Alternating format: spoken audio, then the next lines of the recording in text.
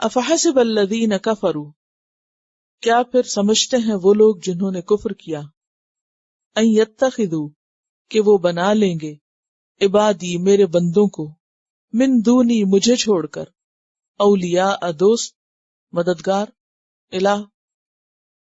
تو یہاں ایسے لوگوں کی بات ہو رہی ہے جنہوں نے اللہ کے سوا اللہ کے بندوں کو اپنا الہ بنا رکھا ہے۔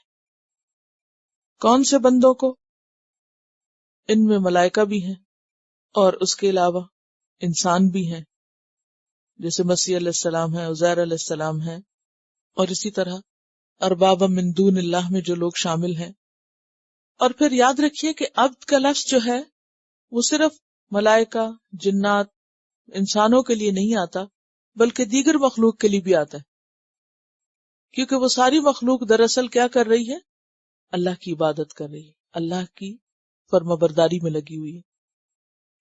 اور اس کی تفصیل آتی ہے سورۃ مریم میں، ان کل من فی السماوات والارض الا آتی الرحمن عبدا، کہ جو بھی آسمانوں اور زمین میں ہے وہ سب کے سب رحمان کے سامنے آئیں گے، کیسے؟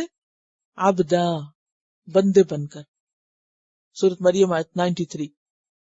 تو پھر شمس و قمر کو جو الہ بنائے ہوئے ہیں وہ بھی اس میں آ جاتے ہیں، شجر و حجر کو جو الہ بنائے ہوئے ہیں وہ بھی اس میں شامل ہو جاتے ہیں، جو ستارہ پرستی کرتے ہیں، جو آگ پرستی کرتے ہیں، ٹھیک ہے۔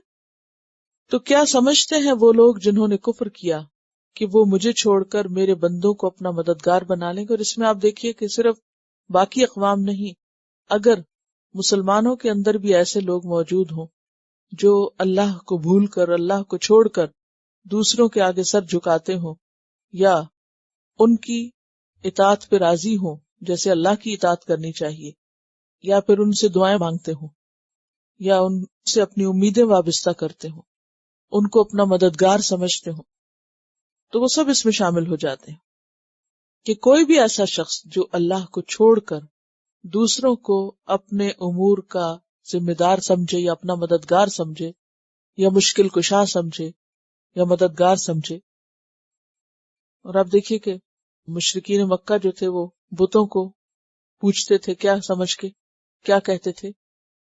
ہؤلاء شفاعنا عند اللہ، یہ ہماری سفارش کرائیں گے اللہ کے پاس۔ اور کیا کہتے؟ ما نعبدهم الا ليقربونا الى اللہ زلفی، یہ دراصل ہمیں اللہ کے قریب کرتے ہیں۔ حالانکہ اللہ تعالیٰ کیا فرماتے ہیں؟ ما لهم من دونہ من ولی، اللہ کے سوا کوئی بھی ان کا ولی نہیں ہے۔ انا اعتدنا، بے شک ہم نے تیار کر رکھا ہے، جہنم، جہنم کو، کس کے لیے؟ للکافرین، کافروں کے لیے، نزلا، مہمانی کے طور پر۔ نزل کا لفظ نزلہ سے، نزلہ کا مطلب ہوتا ہے اوپر سے نیچے آنا، نازل ہونا، تو نزل کہتے ہیں مہمان کے اترنے کی جگہ اور مہمان کا کھانا، یعنی ضیافت، مہمانی۔ ہم نے جہنم کو کافروں کے لیے بطور مہمانی کے تیار کر رکھا ہے، یعنی وہ وہاں رہیں گے بھی اور کھائیں پیئیں گے بھی۔ جہنم ان کا گیسٹ ہاؤس ہوگی، یہ مراد ہے۔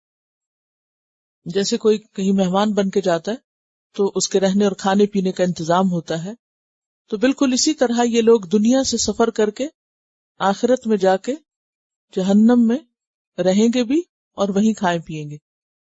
یہ لفظ یہاں طنز کے طور پر استعمال کیا گیا مہمانی کا، کہ جہنم ان کی میزبان ہوگی۔ کیسی بدترین میزبانی ہے، بدترین ضیافت ہے۔